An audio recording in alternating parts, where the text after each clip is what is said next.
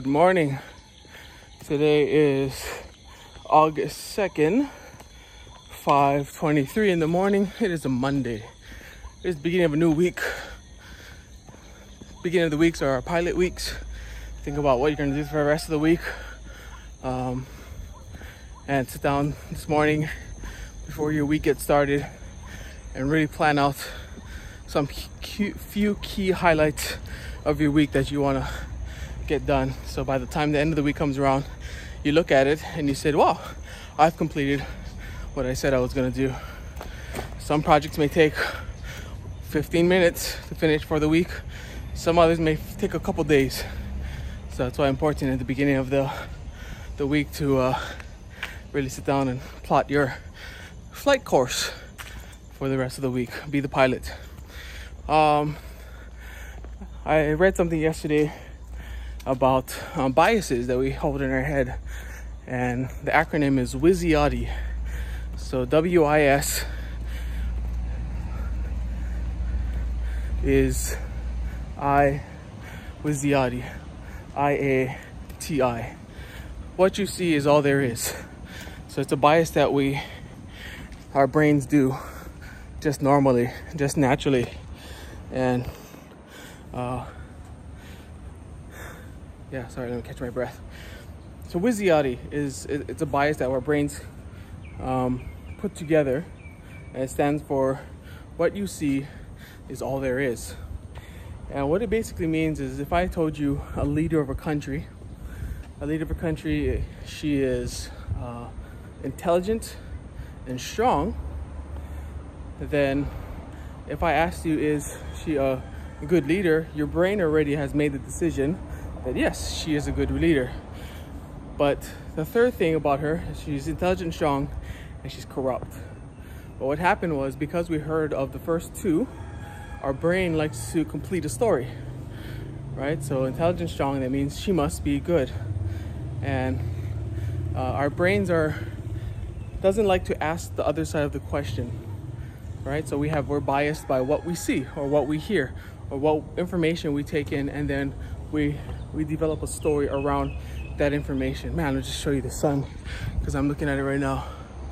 Looking nice, not as nice as the other day. The other day was beautiful because it had a lot more clouds in the sky, a lot higher up. Maybe that's going to turn into a nice sky. I'm not sure. Okay, so yeah, our brains, according to Daniel Kahneman, I've been reading his book, Thinking Fast and Slow, and he breaks it up into different systems. System 1 is our brain, is our fast brain, and system 2 is the slow brain, but the slow brain takes a lot more effort to use. And the slow brain typically is the lazy brain, because it takes a lot more energy to use it to start thinking. To thinking fast is like our reactions, our preconceived ideas already preconceived ideas should actually go to the system 2, because sometimes our biases that we have are very, very wrong. But anyway, system 2 is very lazy because it doesn't like to work. We don't like to stop and ask other questions about the same thing. Whatever we're presented with, that's typically what we accept, and we actually build a story around that feeling, right? So that was one example. The other example he talked about was, if I told you that the meat that you're buying, you go down to the grocery store and you buy some meat, and then on the package it says 80% fat free. So you pick it up and say 80% fat free. Oh, that's great, awesome. But our slow brain, if we use it, then system 2 would say, if we got a well-trained, most of us don't take the time to do the experiment of saying, okay, how do I want to think about this? I'm presented with, in front of me, it says 80% fat free, but that means that the rest of it is 20% fat, right? So if you were to pick that up and it said 20% fat, how would you feel about it? Maybe you'd reconsider, right? But no, they put out that information for you to convince you or to sway your bias towards it's being the healthier option. 80% fat free, wow, that's amazing. Versus the brain 2 would say, how do I feel about 20% fat? Or another one, they say 90%. Okay, so say you come out of surgery and they say 90% of patients survive after the first month. Yeah, patients survive 90% of the time. So you're like, oh wow, that's a good surgery. That's a pretty good surgery.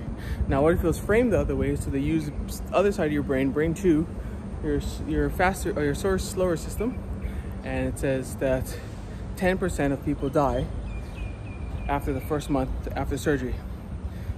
Right? So they want to frame it in a way that's more pleasing to. They want to cater it towards who you know, they don't want to freak us out, because if somebody said, you know, there's a 10% chance you might die, which is exactly the same thing as saying there's a 90% chance you won't die, that's exactly the same thing. But the way they frame it and the way that our brain doesn't take the time to fill in the gaps of between, yeah, what is said and what is not said. So what you see is all there is just a process of her brain that tends to, once again, fill in a story based on the limited amount of information we have, right? She's a good, she's an intelligent, strong ruler. We put the story together that she's good, but actually she's corrupt. So anyway, that's something I learned yesterday, and yeah, I thought that was pretty interesting on WYSIATI. What you see is all there is. All right, I'm gonna go back upstairs today. I just found out there's a woman that there's an older lady, grandma, that she walks on the same street as me, but she just told me that there's been a confirmed case in our building. So yeah, it's 2 floors downstairs for me.